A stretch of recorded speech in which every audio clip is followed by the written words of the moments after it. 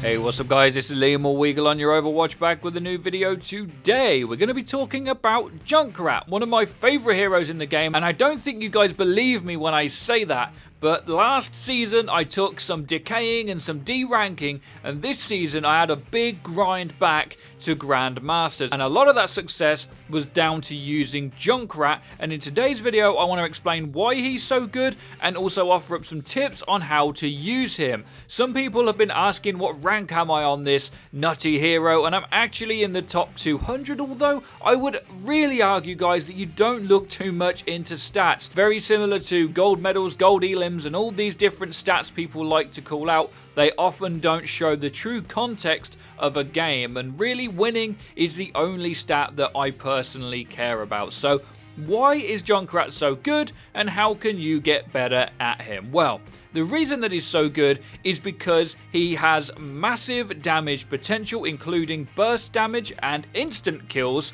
on 200 HP targets in particular, and it's also quite easy to leverage this hero with little skill input, to be perfectly honest. Now, there is definitely some skill tiers to him, and we'll get onto them later in the video, but the sheer value Junkrat has, and also people's misunderstanding on how to counter him, just make him a good pick on most maps in the game. People's misunderstanding of how to counter Junkrat, I think, is where a lot of the issues lie in his power, in that a lot of people will take like a Zarya to counter a Junkrat, and this is just flat out wrong unless the entire enemy team is built around keeping that Zarya alive, keeping her at full charge, having a Reinhardt to also protect her too. The synergy pick required to take a Zarya versus a Junkrat is severely underestimated, and a lot of people take the Zarya, build charge, but by the time she's built charge, her team are dead anyway, because she doesn't really offer a lot of utility to protect her team. The odd bubble every now and then isn't good enough to stop constant Junkrat spam. So you do have a few options, and we may do a whole video on this, but you need to be able to either flank the Junkrat, play a really good father against it. It's definitely one of the hardest counters. Take Lucio's speed boost to avoid the choke point, because that's what people really want to do, is they want to feed into your damage, and that's what's making Junkrat so good. Now, what I do find interesting, and I did put a tweet out about this as well, is that I think Junkrat might be low-key the strongest hero ever that isn't getting complained about, which I think is fine, because I love playing him.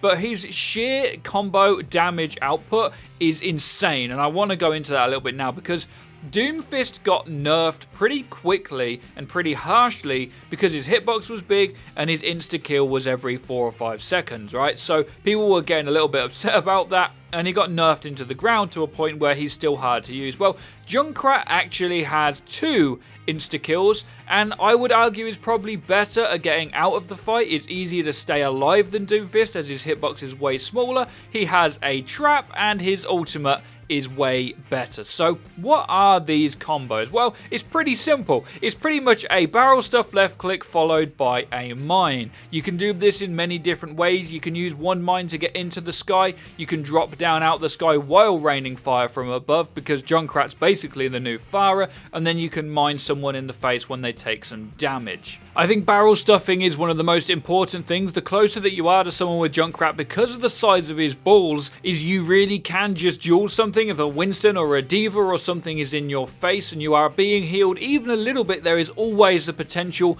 to be really close, pull off a couple of massive burst damage. So you do 120 time, you can do 240, you can then use your mine at your feet to do some extra damage to the thing fighting you and get away. There's lots of different combos that are all super strong, and barrel stuffing and the mine is a big portion of most of the combos. You will see many clips during this video where I am able to do this exact thing. There is also the 2 mine combo if you need to, particularly good against Genjis, because Genji can deflect and you can still throw the mine and detonate it within his hitbox without him deflecting it. You can do it above him, to the side of him, or even in front of him or under him. Genji can really fall victim to these combos, as well as healers. Boosting up into the air and firing damage and dropping your trap as well is one of the real strong combos, particularly when you need to get your damage behind a shield. If the enemies have been grabbed, you can get yourself in the air. As you can see, the possibilities really with these 2 mines are endless. I think one thing that doesn't actually have to be comboed all of the time is his Riptire, because his Riptire really can just win fights on its own. Send it up walls, make makes it way quieter. People will not know where it's coming from. You can send it over buildings, round corners.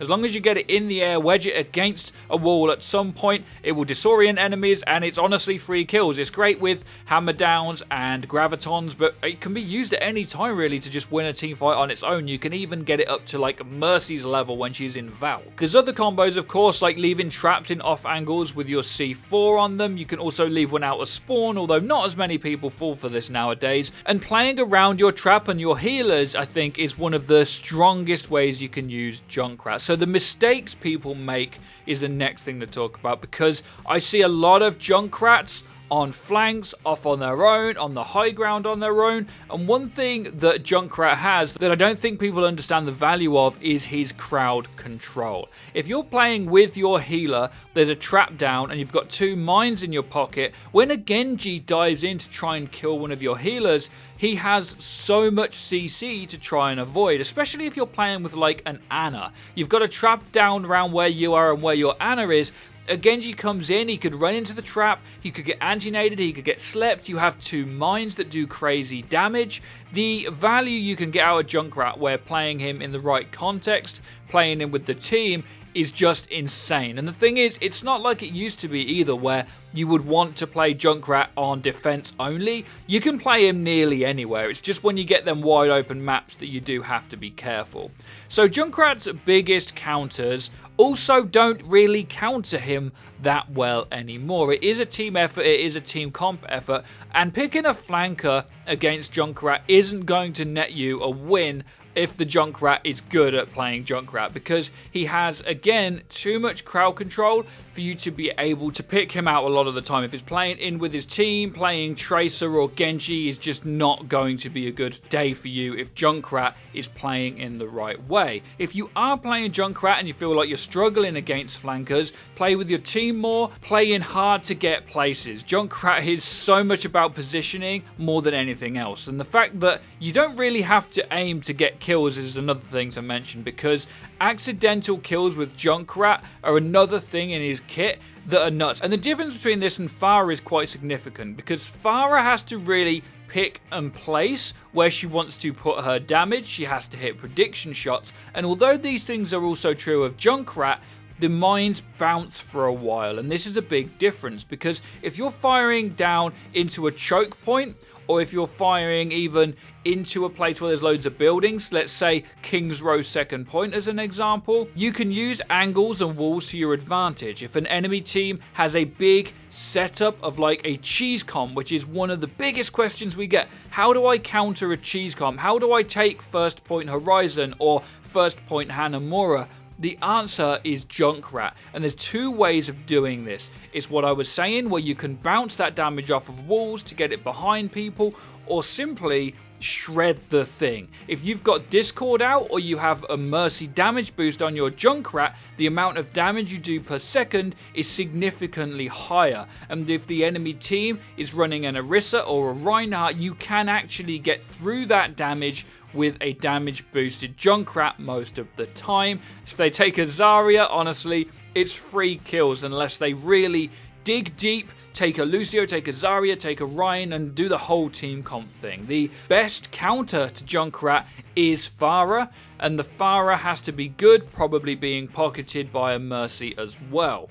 Things you don't want to take into a Junkrat, besides Zarya, is ground-based DPS. If a team is running Junkrat and Pharah, it can feel impossible sometimes trying to play the ground-based, because they have to really hit a skill shot to kill either the Pharah or the Junkrat, whereas them 2 can just spam damage in your direction, and you are going to have to move out of the way in order to stay alive and maybe get a kill. I did a video explaining this before, where I just had to swap off Soldier and go Tracer to counter a Pharah because the enemy Junkrat was putting his damage in my direction. The last thing to talk about really is, where is the skill in Junkrat besides the positioning? And it's actually in his aim and the combos mentioned, but his aim in particular I think is underestimated as, oh, it's just spam and written off as that.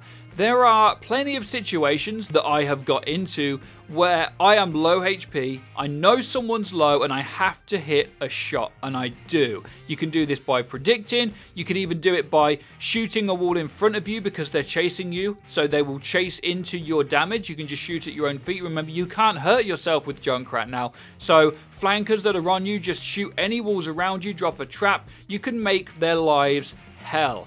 Junkrat, as of now, is super powerful for all the above reasons and is easy to counter, but not in matchmaking. Team comps at pro level will counter Junkrat, have countered Junkrat, and I'm sure we'll see it more in the Overwatch League. It's not always super easy, but in matchmaking, people just want to walk into your damage. People don't pick Lucio in matchmaking. A lot of people do think Zarya is amazing against Junkrat in matchmaking. So honestly, if you pick up this hero, play with your team, play crowd control, spam, and deal with them flankers when they get close, use your healers to defend you and you to defend them, you will win as Junkrat. He is too easy and too powerful for you not to. So guys, let me know what you think in the comment section down below. Have you been playing Junkrat? Are you thinking about picking him up now? I think he will get a nerf. I think it's undeniable, but I think he's really fun. So hopefully the nerf comes in the way of